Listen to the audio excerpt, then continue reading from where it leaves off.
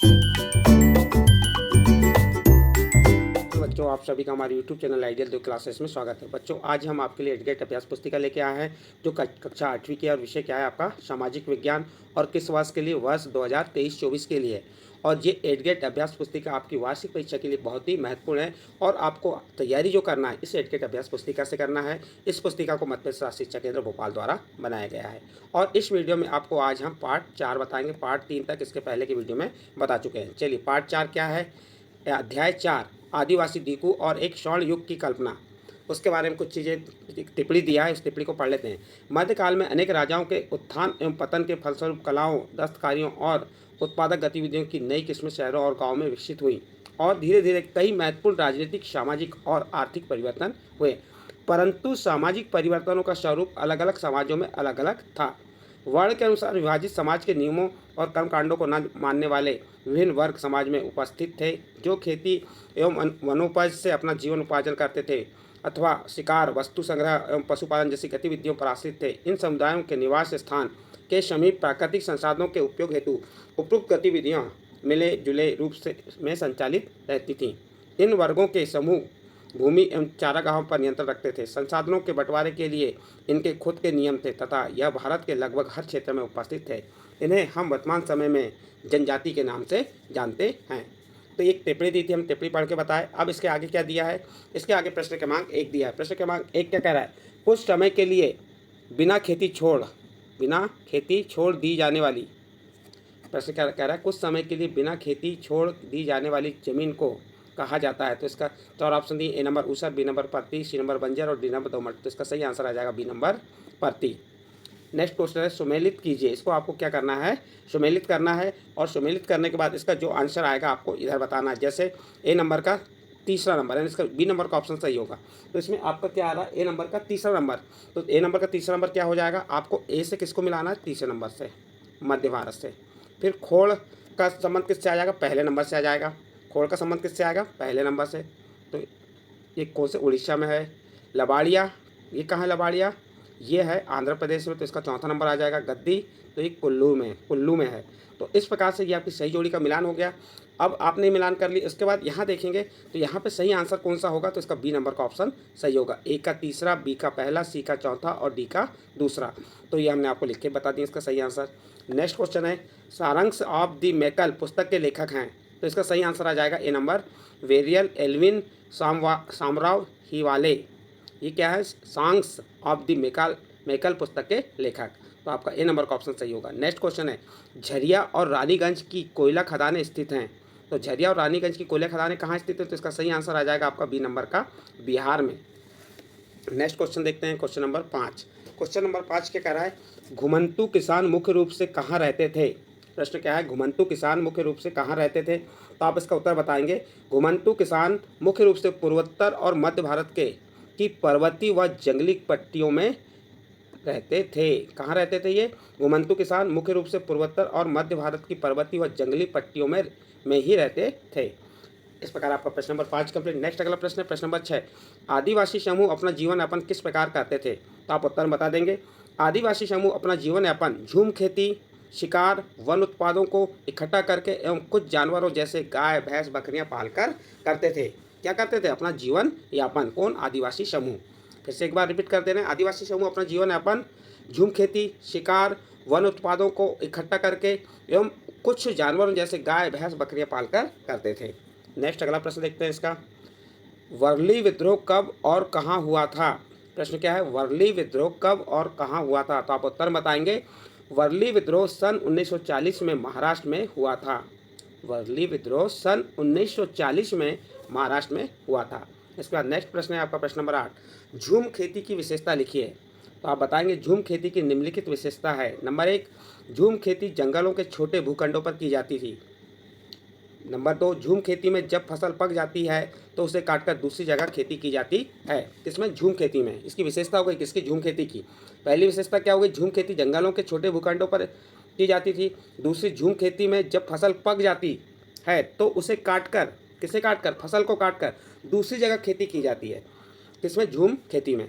तीसरी विशेषता ये बताएं, झूम खेती में जो घास फूस को जलाकर राख में फसलों के बीज को बिखेर कर बो दिया जाता है। इसमें झूम खेती में क्या करते हैं, जो घास फूस होता है उसे जलाकर राख में, घास फूस को जला दिए, क्या बन गई, उससे राख बन गई। राख में फसलों के बीज को बिखेर देते हैं, जो फसल का बीज होता है उसे हम बो देते हैं या बिखेर देते हैं, बिखेर कर बो दिया जाता है। ये क्या होगी, झूम खेती की विशेषता है।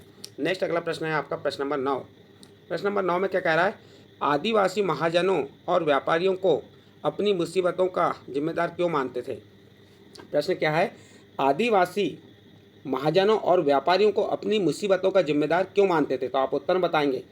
आदिवासी महाजनों को ज़्यादा ब्याज दरों पर कर्ज देने के कारण, आदिवासी क्या करते थे, महाजनों को ज़्यादा ब्याज दरों पर कर्ज देने के कारण, वह व्यापारी के द्वारा भारी कीमतों पर चीज़ें बेचने के कारण, और व्यापारी क्या करता था, आदिवासियों को भारी कीमतों पर कोई भी वस्तु या चीज़ें बेचता था, बेचने के कारण उन्हें अपनी मुसीबतों का जिम्मेदार मानते थे। किसको, महाजन और व्यापारियों को। नेक्स्ट अगला प्रश्न है प्रश्न नंबर 10।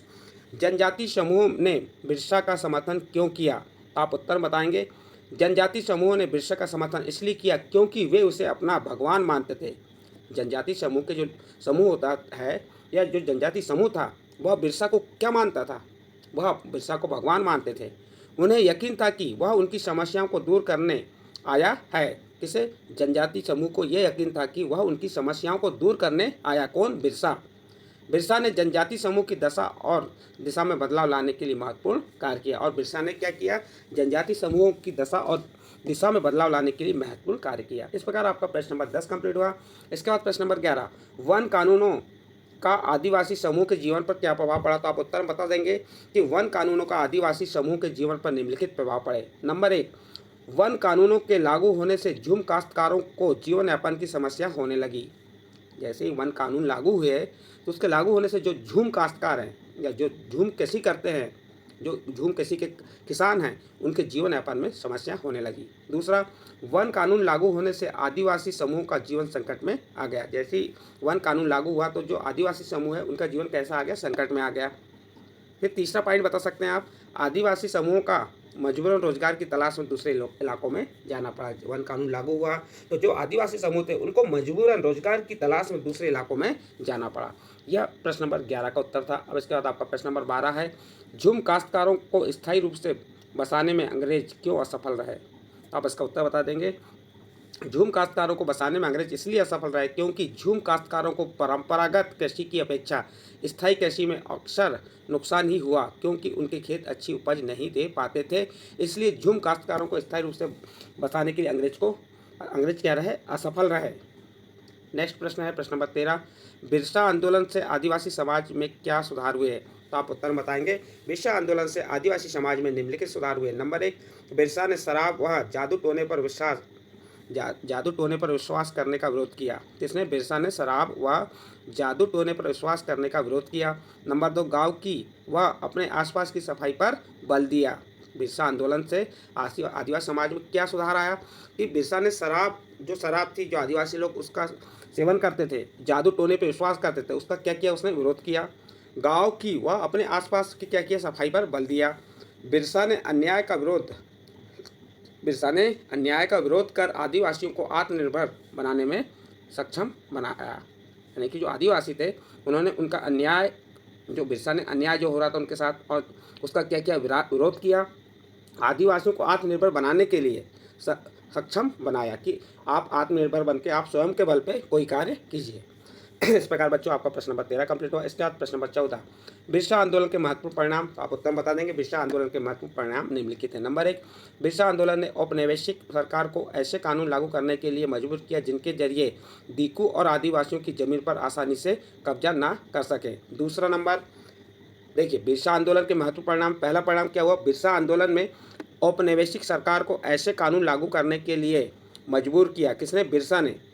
जब बिरसा आंदोलन ने औपनिवेशिक सरकार को ऐसे कानून लागू करने के लिए मजबूर किया जिनके जरिए जो दीकू लोग हैं और आदिवासियों की जमीन पर आसानी से कब्जा ना कर सके। दीकू लोग आदिवासियों की जमीन पर आसानी से कब्जा ना कर सके। दूसरा पॉइंट, बिरसा आंदोलन ने यह बता दिया कि आदिवासी अन्याय का विरोध करने में सक्षम है। तीसरा पॉइंट, जो इस आंदोलन को बिरसा आंदोलन से प्रशासनिक सुविधाओं को और भी बेहतर बनाया गया। मीसा आंदोलन जो हुआ उससे जो प्रशासनिक सुविधाएँ उनको और बहुत अच्छा बनाया गया, बेहतर बनाया गया। तो इस प्रकार बच्चों यह प्रश्न नंबर 14 का उत्तर कंप्लीट होता है और ये आपकी 8th ग्रेड अभ्यास पुस्तिका का अध्याय 4 था। और इस अध्याय 4 के यदि आपको प्रश्न समझ आए हों तो आप हमारे चैनल आइडियल देव क्लासेस सब्सक्राइब कीजिए, लाइक कीजिए एवं अन्य ग्रुप में शेयर जरूर कीजिए।